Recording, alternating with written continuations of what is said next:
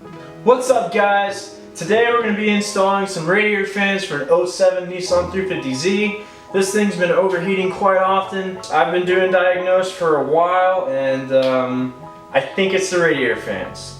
If it's not, I guess I'm going to have to go back to the grindstones, but I just picked up some new radiator fans. There's an unboxing video of that in the description. Without further ado, I guess let's get to it. Alright, so these are the radiator fans that I'm going to be installing. I've been having overheating problems since last summer. Here's what happened. I was driving downtown in a city one day, and the car just shot up on the temp gauge, started going in limp mode, wouldn't let me rev it or anything. I shut it down, realized that the temp gauge was as high as it could possibly be. The car was basically shutting itself down as a safety measure. I let it go back down, and after that it was fine. Once I got on the road, like the temp gauge still wanted to go up. But then the minute I got on the interstate, air started going in the radiator, whole 9 yards. The temp gauge would immediately go back to where it should be. So as long as I had airflow, it was fine. So what I did was I bled my radiator. That didn't work. Okay, that was my first thing. My second thing was I was looking for, maybe it was a blown fuse. So I checked the relays back there. Still couldn't find it. That wasn't the problem. I checked the switches that would potentially turn this on and off. The one thing that I noticed was the fact that one of these radiator fans was never coming on, which was my left-hand radiator fan. It never popped on. The only way I got it on was when I was switching around my relays. It should turn on when you turn on the AC. Both fans should be going when you turn on the AC, which I'm going to show you in just a second with the car on, that it doesn't actually move. I hope you can see it. So that's basically what happened, and I've been on forums and stuff. A lot of people said the radiator fans go out. I'm going to give the radiator fans a shot.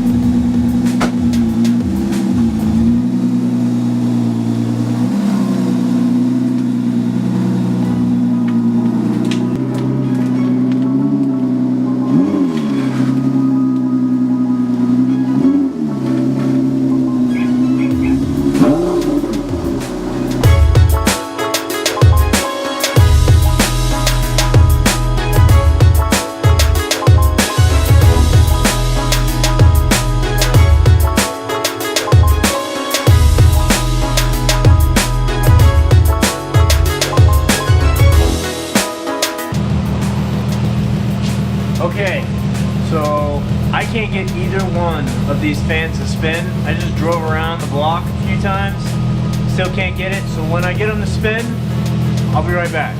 Okay, so I just got them to spin, or one of them, like I was telling you. So I hope you can hear me over the motor. So basically, what's happening is, you can see right there, that right there is one of the fan blades. That's not spinning. Now if you come over here, you can see in there, the fan is spinning where it should be. Now typically, that one fan is kicking on to cool the engine down. So if I come in here and turn on my AC, that should turn on the second fan. Should. It's key word. Now we look in there, that fan is still not spinning. So, that's what my problem has been. And after so long of it sitting like this, it will start to overheat. I'm going to show us how to install these radiator fans and get these put in the car. So stay tuned. Okay guys, so as of right now, to get to the radiator fans, you have to take off these intake boxes right here. These have the filter in it, so you have to take those off. I'm gonna probably have to take off this overflow since it's over the radiator fans right there. I'll probably take off this tube, and I think that will be all that will need to be taken off. So just a quick rundown. We need this tube here. We're gonna need the end of this one. So there's gonna be fluid in that. We need to unbolt these boxes and just set them to the side. And other than that, I think it'll be pretty straightforward. In order to get this overflow off, there's a bolt right there, and there's a bolt right there. So that's the only thing holding that on. I'm gonna get that done, and we'll be right back. Actually, I'm gonna go ahead and do that. And it's pretty self-explanatory how to take these tubes off. And the other thing about how to take these off, they're held on by this one mounting bracket right here. Come on, right there. And I'm gonna just take them off from this intake tube right there. So I'll unscrew that and it'll come off the intake tube. I'm gonna leave the mass in. It's the exact same on the other side as well. I'm gonna go ahead and do that right now. I'll come back to you when it's time to get these fans out.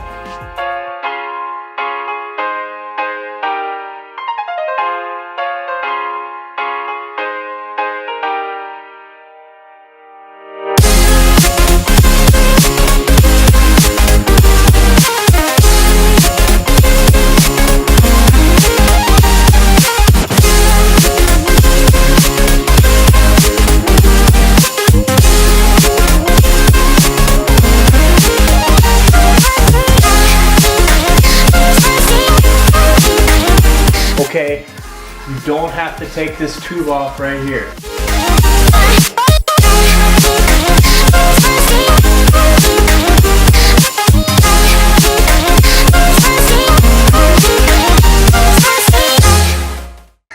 Okay, so that just went everywhere.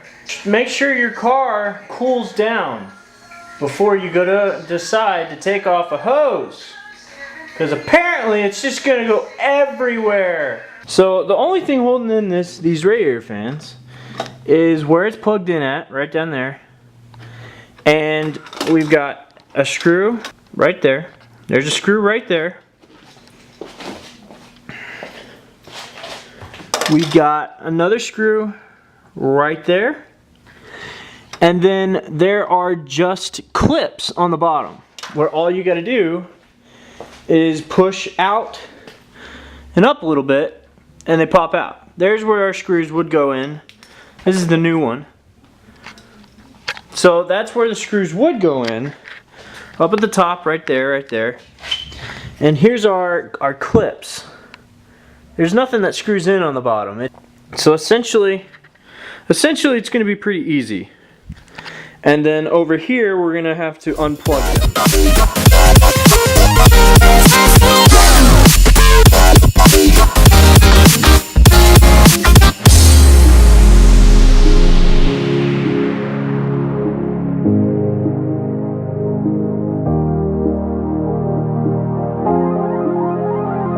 Okay, so I didn't get the part where I pulled it out of the car, but the hardest part was getting these two plugs unplugged because they're at the bottom, and unless you want to jack the car up and take the under tray off, it's extremely difficult. I finally managed to get it. If you keep at it, you'll eventually get it. But here you go. I've cleaned up my puddle down there. Got all that out, and I'm about ready to put the new one in.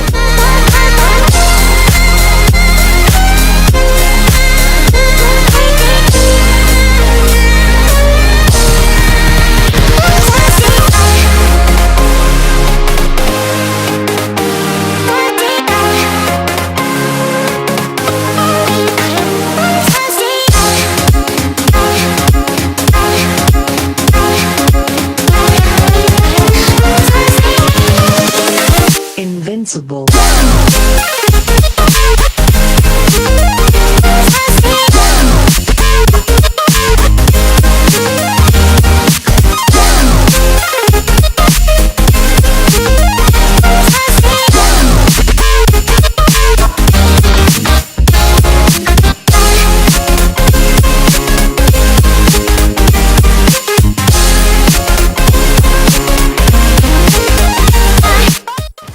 well, that's it for the radiator fans. They're in. I'm gonna fire up the car, gonna make sure they work, but for now, I'd say that's it for this video. I've done everything correctly, so they should work. If they don't, I'll make another video explaining what the problem was. But to my knowledge, at this point, I would say that it's fixed. I think that's it. Subscribe, leave a like. I'll see you in the next video.